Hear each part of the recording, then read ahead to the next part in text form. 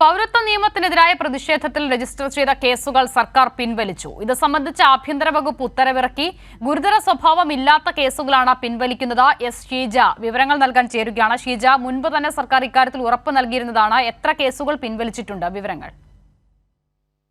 അജിത, പ്രധാനമായും പൗരത്വ ഭേദഗതി നിയമത്തിനെതിരെ സംസ്ഥാനത്ത് 835 കേസുകളാണ് ആകെ രജിസ്റ്റർ ചെയ്തിട്ടുണ്ടായിരുന്നത്. ഇതിൽ 629 കേസുകൾ നേരത്തെ തന്നെ കോടതിയിൽ നിന്നും ഇല്ലാതായി കഴിഞ്ഞു. സർക്കാർ പിൻവലിക്കാൻ ഉള്ള സന്നദ്ധത അറിയിച്ചതിനെ തുടർന്ന് കോടതിയിൽ നിന്നും ആ കേസുകൾ ഇല്ലാതായിരുന്നു. നിലവിൽ കോടതിയുടെ പരിഗണനയിലുള്ളതിൽ 206 കേസുകളിൽ 84 എണ്ണത്തിലാണ് സർക്കാരിനോട് ഇതുമായി ബന്ധപ്പെട്ടുള്ള സമ്മതം അറിയിക്കാൻ ആവശ്യപ്പെട്ടിട്ടുള്ളത്. അതിൽ ഇപ്പോൾ ഈ 84 കേസുകളും പിൻവലിക്കുന്നതിന് വേണ്ടി സർക്കാർ സമ്മതം അനുവദിച്ചു കഴിഞ്ഞിട്ടുണ്ട്. ഇതിന്മേൽ തീരുമാനമെടുക്കേണ്ടത് ബന്ധപ്പെട്ട കോടതികളാണ്. ഇത് നേരത്തെ വരെ നിന്നിരുന്ന ഒരു സാഹചര്യമാണ്. അതിനുശേഷമാണ് ഇപ്പോൾ ഏറ്റവും ഒടുവിലായി ഗുരുതര സ്വഭാവമില്ലാത്ത മറ്റു കേസുകൾ കൂടി പിൻവലിക്കുന്നതിന് വേണ്ടി ഇപ്പോൾ ആഭ്യന്തര വകുപ്പ് തീരുമാനിച്ചിരിക്കുന്നത്. മുഖ്യമന്ത്രി തന്നെ കഴിഞ്ഞ ദിവസം നടത്തിയ വാർത്താ സമ്മേളനത്തിൽ വ്യക്തമാക്കിയിരുന്നു, ഈ കേസുകളുമായി ബന്ധപ്പെട്ടുകൊണ്ട് അവർ തന്നെ അപേക്ഷ നൽകേണ്ടതുണ്ട്. ഈ കേസ് പിൻവലിക്കണമെന്നാവശ്യപ്പെട്ട് അത്തരത്തിൽ അപേക്ഷ നൽകിയിട്ടുള്ള മുഴുവൻ കേസുകളും പരിഗണിച്ചുകൊണ്ടാണ് ഇപ്പോൾ അതിൽ പിൻവലിക്കുന്ന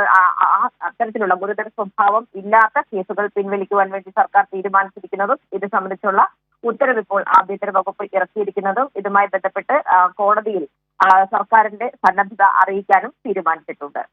ശരി, പൗരത്വ പ്രതിഷേധത്തിനിടെ എടുത്ത കേസുകളാണ് ഇപ്പോൾ പിൻവലിച്ചിരിക്കുന്നത്. വിവരങ്ങൾ നൽകുകയായിരുന്നു എസ് ഷീജ.